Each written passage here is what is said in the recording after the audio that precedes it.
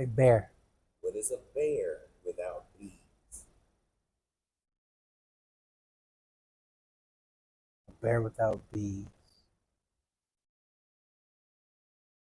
Mm. Ears. A bear without bees. A bear without bees is ears. That's good. That's That'll be your joke. That'll be your joke. all right. And let me think. Mine will be okay. Here's mine. Since it's hot, it's bad weather right now.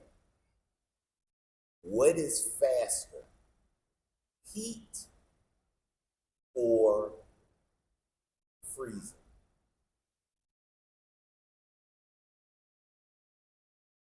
What is faster, heat or freezing? Yeah. Heat. Why? Mm-hmm. Because you can catch a cold. We got some jokes. We got some good dad jokes. All right. So we gonna start with your joke. All right. Mr. Mayor. Which one of these I'm looking at? Which one of these I'm looking at? It doesn't matter. You look at me. You look at me. Yeah, you look at me. All right, Mr. Mayor, tell me a joke. All right. What is a bear without bees? A bear without bees. What is a bear without bees? Yep. I don't know what. Ears. And what is faster, heat or cold? I'm gonna assume heat. I'm gonna assume heat. Because you can catch a cold.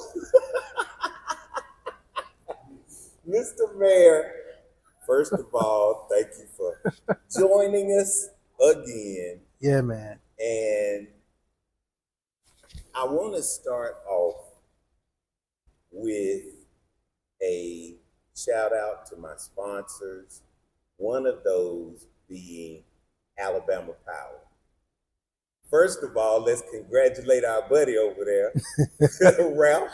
Shout out to Ralph Williams, everybody. Shout out to Ralph Williams. And what has Alabama Power meant to you?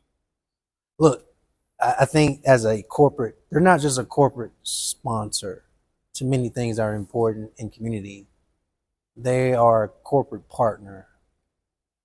Being headquartered here in Birmingham, it's not just this corporate they're genuine friends. I think the things they do and some of the impact they make, particularly on the foundation end, how they support the Birmingham Promise, how they've supported some of the major events. But my favorite, man, some of the things they do in community, in relationship and partnership with neighborhood officers, the impact they make on the ground in neighborhoods. Shout out to Jeff Peoples, but major shout out to Ralph Williams, who leads the Birmingham division. Couldn't have picked a better person. And that's a righteous brother, man. I mean, cooler than a fan, man, and actually is an amazing work ethic, good follow up, follow through, good communication, and loves Birmingham. So we're in good hands. That being said, let's dive straight in. Give me an assessment of where you are right now. An assessment. I'm hard on myself, but I'm also pragmatic and realistic. So I think you have to break that down, right? I think it's in categories. Man, we've spent $60 million in street paving. That's a lot of money. Yeah. 60. This summer, we got to drop 12 million, like 12 point something million. So for the months of June, July, August, for the months of July, August, and September, you're about to see a lot of street paving across the entire city. So although there are a lot of raggedy streets, and I can use the word raggedy because it's a big city. Yeah. And streets weren't paved on an annual basis prior to me being mayor. So even when we put 60 million in it, a lot of people don't feel it because it's a big city. Right. But $60 million ain't chump change either. But So I would score that as at least a B minus because we've actually been paving streets yearly. 10 million here, 12 million here. The last budget is 14.5. We put the money in every year to pave streets. a lot of people don't see it.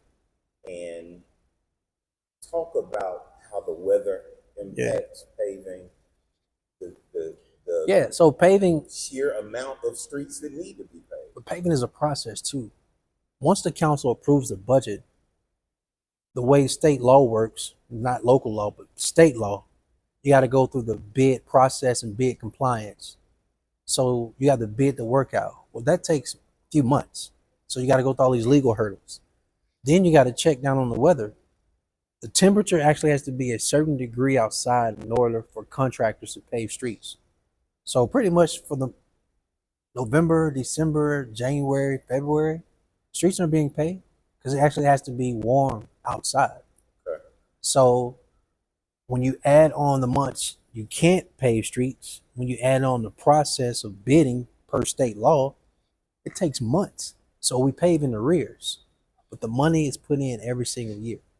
So we will continue to put the money in every year to pave streets. And then the other thing is, literally in this third quarter of this year, everybody's street's going to be graded, and we're going to share the information publicly.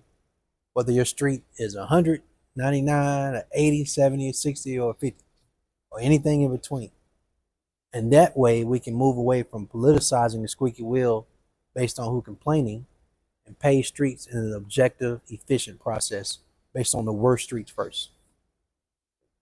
Grade yourself on other things that are important to you. I'm going to go with the wraparound piece for educating our kids. I'm not talking about the core curriculum of math, reading, science, social studies, English. I'm talking about things like Birmingham Promise and jobs and internships and apprenticeships. I'm talking about things like mental health and conflict resolution. I'm talking about things like financial literacy and all these other forms of services we give as wraparound to support the youth and our children. I easily give that a B plus. Only reason that's not an A is because we still got more work to do. But the resources, the programmatic piece, and the time has been put in to support our child and our children outside of the classroom. I heard you say first priority. I think you did that for me because I told you pave streets from day one. That's why you live with that. Yeah. Now, our children, second priority. Professionally, your third priority, grade yourself. What is it? And grade yourself. Crime is more than homicides. And crime is also more than gun violence. There are all kinds of crimes against people, person, and there's all type of crimes against property. So their level 1 crimes are homicides, rape, felony assaults, robbery. And then there's theft, auto theft, and burglary. Do you know all those categories are down? Drastically down year to date this month 2024 compared to the same month 2023, with the exception of homicides and burglary. So overall crime is drastically down. Now, I'm not sure how to give that a letter grade because I accept and respect perception is important, and when people hear gunshots too often, people don't feel safe. So I don't like where we are at all. And I give the city, not just me, the city a bad grade on gun violence. But overall crime, collectively, rapes, assaults, and thefts, all that stuff is down. Well, crime. Let me push a little bit. Yeah, please. How do you impact the robberies? Let's just the robberies alone. Where did that spike come from? Oh, robberies are down. Okay, robberies are down. Robberies are down. Assaults are down. Okay. Theft is down. Rape is down. Okay. The only thing that's up is homicides. Okay, I thought you said and burglary. Oh, burglary. Yes. So Do you? What are your thoughts on the burglaries? I mean, Well, is that it, a reflection of the economy? What's no, it is a reflection of the things I'm about to say. One is there are a considerable amount of people that receive state parole in the last year and a half, over 800 nonviolent criminals. Burglary, by definition, is a nonviolent, right? okay? They broke into your home, they broke into a commercial space. They didn't necessarily have a gun, they just break into a place and steal. Okay, But that's a form of burglary. right. Well, a lot of them were released. So we saw burglary go down every year until that massive release of, I think, over 600 people who came back to Birmingham. I'm not blaming those 600 people at all. Sure. What I am saying is there's a connection to those who are kleptomaniacs, those who get a high off stealing and taking stuff from other people, and those who just like to commit burglary. Do you know what happens when they get caught? What? Most of the time, they can get a signature bond or a bond as low as 15,000. The judge's hands are tied by state law related to crimes that are nonviolent. So do you As have a plans for cycle, yeah, we got to like talk. with the Night Rider as We got far as the yes, cars are concerned? yes. I think we're gonna continue to get in front of judges and ask for either higher bonds if they can be given, or more restrictions on their bonds, i.e., house arrest. If you like to steal, if you like to break into people's houses, you know if you get caught, your bond is only $15,000 and you can sign yourself out. And your court date is not till a year and a half from now. What you gonna do over that year? Steal again. You're gonna steal again. You're gonna break in. You're gonna break into somebody else's house again. And what we find ourselves with that increase is repeat people doing the same thing because of the way the entire criminal justice systems work. Not pointing the finger at one person, not blaming another person. Simply saying the system doesn't necessarily work for victims and or cities to give the incentive to the person that committed the crime to not do it again, because they just get to get out. And they don't even have court. They can have court like a year from now if they plead not guilty, maybe 2 years. So we got the criminal justice system on the continuum has to work for everybody. Everybody keeps pointing a finger at the police. Well, I'm telling you, the police are making the arrests, and then people just get right back out. The police don't control that part after the arrest. That's on a whole different branch of the government. But we get the blame. Like, why aren't y'all arresting? No, we're actually arresting. People just get released after their arrest. What's the plan for homicides? 40% of the homicides actually occur in homes or on private properties. If anybody listening to this has a plan or an idea on how to prevent people who know each other in a house, in a car, on private property, who know each other from shooting each other, the city of Birmingham is wide open and will accept their ideas and solutions. Because I don't know a mayor or a police force that knows how to prevent two people in a house or an apartment or inside a car who know each other. How do we prevent them from shooting each other? You've been saying that a minute now. I mean it. Is it fair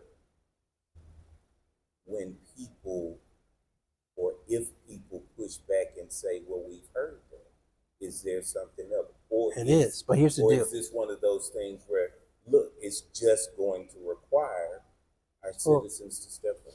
Let me define citizen stepping up.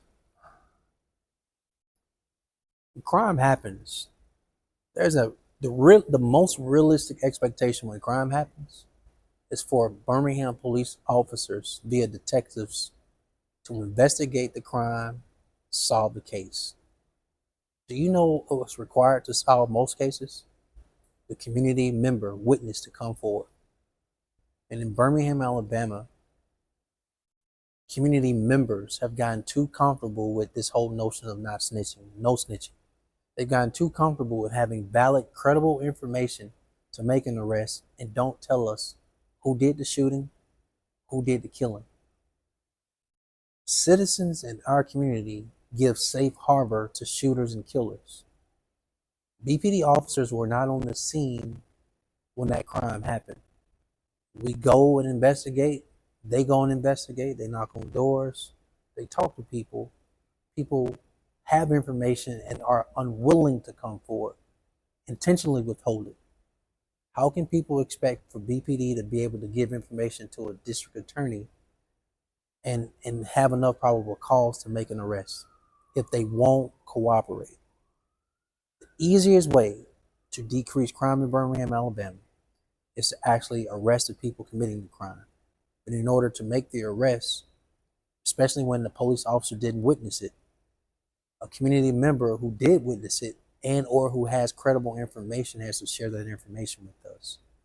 And something has happened in America, not just Birmingham, but everyday community members who have the information are not coming forward. Right now, I've created a fund that has over $80,000 in it for anybody that has credible information to come forward, for anybody that shot and or killed a child. Now, we're talking about children. Nobody should give safe harbor to men or women who shoot guns and hurt or kill children. But far too often in this community, I shouldn't have to dangle money in front of you to come forward with credible information to take a shooter off the street because they hurt a child. Where's the rule? Where's the community's option on no women, no children? Or seniors, in the case, Michael Coleman, the man that had ALS sitting in his wheelchair. You think he was sitting outside by himself?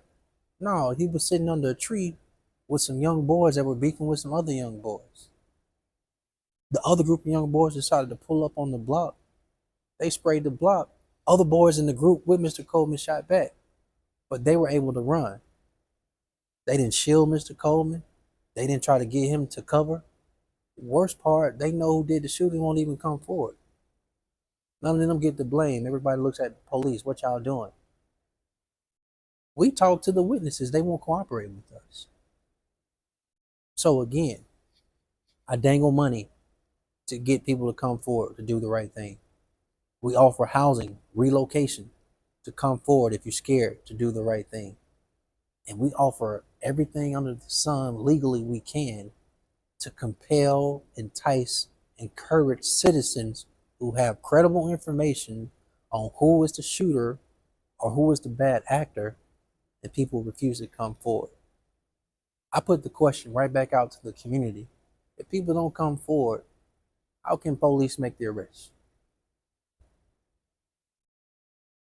What's next as far as issues, grading yourself?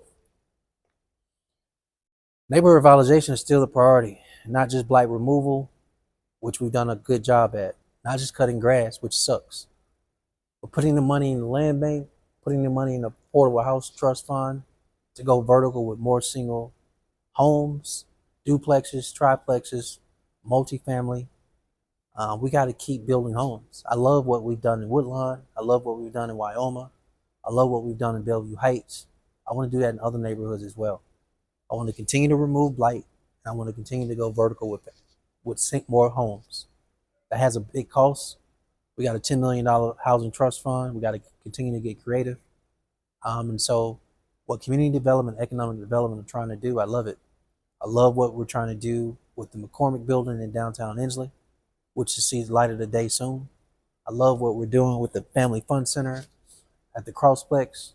I love what we're doing with the amphitheater. All these are anchor big projects, but the real work is the ability to build a home and give keys to a senior citizen, give keys to a veteran, give keys to a young mother with children, because we want more homeowners in this city. My second sponsor for today has done some grant work for the city of Birmingham, and I'd love for you to give a shout out to Levitate Legal and Terry Reynolds sharply. Hey man, that's T-Pain, man. Shout out to Terry Reynolds, Levitate, the whole team. Amazing consultants, amazing writers, amazing go-getters, the ability to execute. I want to be clear. Last 13 months, the city of Birmingham has probably literally got about $100 million in federal grants. That's Levitate at the table. That's T-Pain. That's Terry Reynolds. That's her team, helping us write those grants, helping us tell our story to the federal government to get those resources. Massive impact, man. Appreciate it. Massive, bro. Really massive. Seriously, like game changer. Next question is a big one. All right. We are back home where we grew up. Oh, it's I love guess here. we're still growing. Yeah. We're back here at 6th Avenue Baptist Church to remember our roots and to talk about the role of the church in revitalizing Birmingham. I mean that from a financial standpoint, from a spiritual standpoint, from a structural standpoint. You know, we talk about it a lot, but maybe we don't talk about it publicly enough. Yeah. About our faith. And I just really want you to expound on how do you envision the church playing a part and giving us some examples of what that may look like. Yeah, I think the church has a very pivotal role to play in community building. Let's step back and notice where we are in this setting. This is 6th Avenue Baptist Church. I'm home. Shout out to Reverend Canelo first. I remember Reverend Canelo as a child, as an associate assistant pastor. Like I remember that. I don't know, not sure if my feet were like long enough to like touch the floor. Reverend Porter baptized me here. I first became a leader here at this church with the In-Step ministry. I owe so much, not just to the church, but I owe so much to 6th Avenue Baptist. In my faith walk, spiritual walk, in becoming a leader, and becoming a better person, in friendships that still exist today, and just who I am. This will always be home. I want to make that very clear. But I hope other people in the community feel the same way I do about their home church. I think the church has to be active. The church has to be intentional. The church has to be aggressive in building community. Birmingham, Alabama literally has over 1,000 churches. Birmingham, Alabama had over 1,000 churches when I first got back from college 21 years ago. If you break that out, that's almost 2 churches per square mile. There's not a shortage of churches in this community. My desire, my belief, and my hope is very simple. Churches are in community. Who knows better than the church of the pain, of the problems? Everybody has to drive by. Everybody has to drive through neighborhoods, community to get to their church. They know what they see. We all see the same thing. It's not enough for us to be safe under the roof of our church or in the walls of our church. Reverend Porter and Reverend Canelo talks about this too. But I remember as a child, go out to the highways and byways. It's well beyond the actual church walls to help and build community. I believe that. I'm not just talking financial resources. I'm not just talking about election every 4 years for president, souls to the polls. I'm talking about real impact in community where souls are hurt, where souls are lost, where some souls are dead. And, you know, not necessarily 6th Avenue, but church as a whole, this whole notion of the building fund. Well, the building funds are still needed. It's just needed to build a community. And whether it's housing, whether it's our neighbors who are on drugs, whether it's our neighbors who are homeless, whether it's our neighbors who need workforce training. If the faith-based community in Birmingham, Alabama came forward, oh, we could put a real dent in poverty. We could put a dent in illiteracy, put a dent in crime. So what did those partnerships with the city look like? Oh yeah, we look. Well, first of all, shout out to many faith leaders who we have partnerships with in relationships today. My favorite are the ones who reach out to me. They don't want nothing. They want to help. They want to make the city better. So I want to give kudos to many church families, and especially to many pastors and faith leaders who are doing their part, making their community better where their church is, and have a passion to make Birmingham better. So many, so many, so many. Reverend Canelo is one. Reverend Beavers, PMJ, Bishop Davis. I go on and on. I go on and on. Bishop Moody. I can go on and on of people who genuinely care about community and want to make this city better. What about prayer? What about the supernatural? What prayer? I think, and I'm pausing to like think, right? Absolutely, prayer is needed. But what's the scripture that talks about prayer without works? Faith without works. Faith without works. Look, man, I'm honest. Every time there's crime in this city and everybody wants to pray for the family, yeah, we need that. But you know what else we need? You who got the information on who killed a loved one to come off that information so we can make an arrest. You know what else we need? We need folk to not just drive in for church on Sundays, but actually help community on the weekdays as well. That's what we need, bro. And who better when it comes to neighborhood revitalization than the church? The true, probably one of the biggest landowners in Birmingham, Alabama, outside of U.S. Steel and outside of Barbers. If you put all the churches as a collective, who got more profit? So now you talk about neighborhood revitalization and the ability to help build affordable housing for these church members who walk in on Sunday but struggle to pay their rent the rest of the week. Let's help them build a house. It don't have to be the city that's just trying to help people give keys. The church can do that as well. And again, I want to give credit where credit's due. Many churches are already doing that. It would be very impactful if more did, though. So no knock on the church, man. No disrespect to the church. But I feel like when it comes, the best place for the church is activism. Let's remember the civil rights movement in Birmingham, Alabama.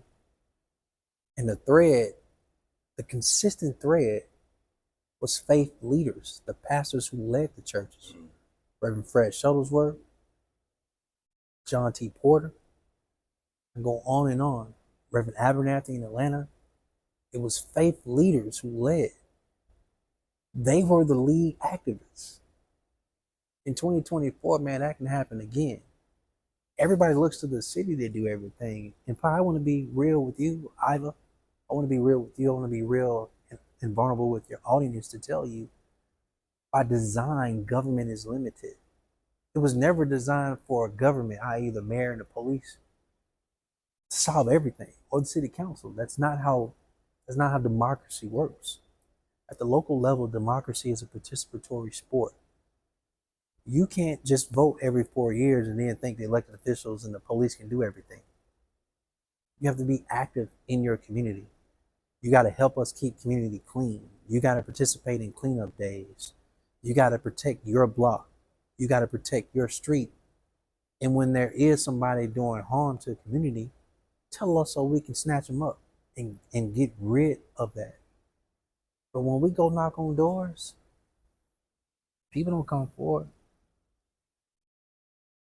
If Pastor Cantaloupe came to my door, I open the door, man. I listen. And he's not even trying to, hard sell me to come be a member of his church. He's just in the community as a leader. That has a ripple, that has a positive impact. And the scores of members at all these churches banding together to make community better, make it safer, make it cleaner, make it thriving, giving opportunity and hope to youth, taking care of seniors, delivering groceries, dropping off groceries, no different than a Uber Eats or something. Nothing more powerful and impactful than the church. More can be more impactful than government. Finally, my longtime partner in promoting and producing these podcasts is Sheriff Mark Petway. What type of partner has he been in your pursuit of safer streets?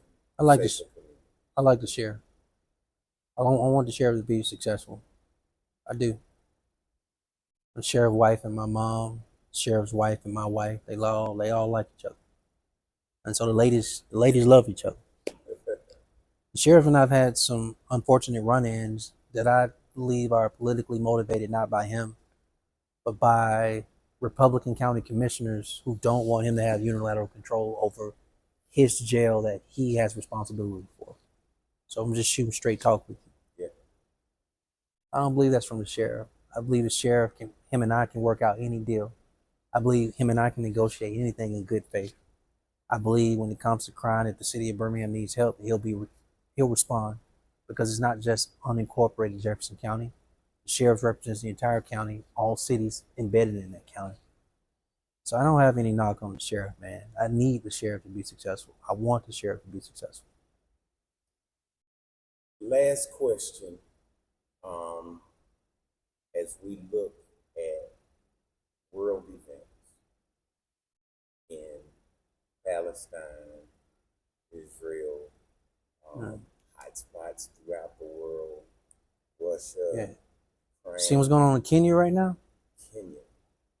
We have citizens and city employees from these spaces, from these places. What does that mean to you? What does that mean to the work of this administration, and what does that mean for this city? I think for me, man, I want to be a global citizen. I never want to be so narrow-minded that I can't think or see outside of Jefferson County, or I can't think and see outside of the state of Alabama, or I can't think or see outside of America. The world is a big place. Man, bro, there's genuine suffering going on across the globe. There is genocide and mass murders and dictators that are pillaging going around the world. So what I see in Ukraine, what I saw in Israel October 7th, what I see in Gaza, what I see in Kenya, what I see in so many other African countries, the stuff that's going on in South America, the stuff that's going on in Mexico. Right, none of that stuff cool, bro. None of that's cool. And America, for our storied history, we're still supposed to be a beacon. I'll put emphasis on suppose. We got to do the right thing. We got to be a model. We got to do right by our citizens.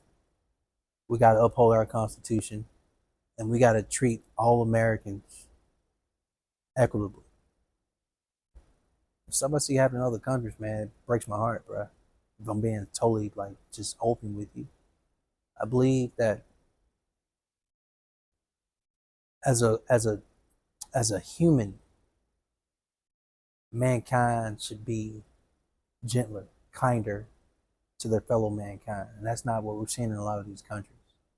But bro, we don't see it in our own country sometimes, bro. Just think about that for a second. There's no world where it should have to take the Surgeon General of America to declare gun violence a national health crisis. You know, the last time something been called a national health crisis was coronavirus. You know what we did? We were active and responsive in trying to save lives. And you know what's scary? In our country today about declaring gun violence a national health crisis. By the way, we declared gun violence a public health crisis in Birmingham in 2019. But now, what's my math? 5 years later, declared a national public health crisis, and we won't get the response we need from elected officials to save lives. And they got the power. Bro, that's hurtful.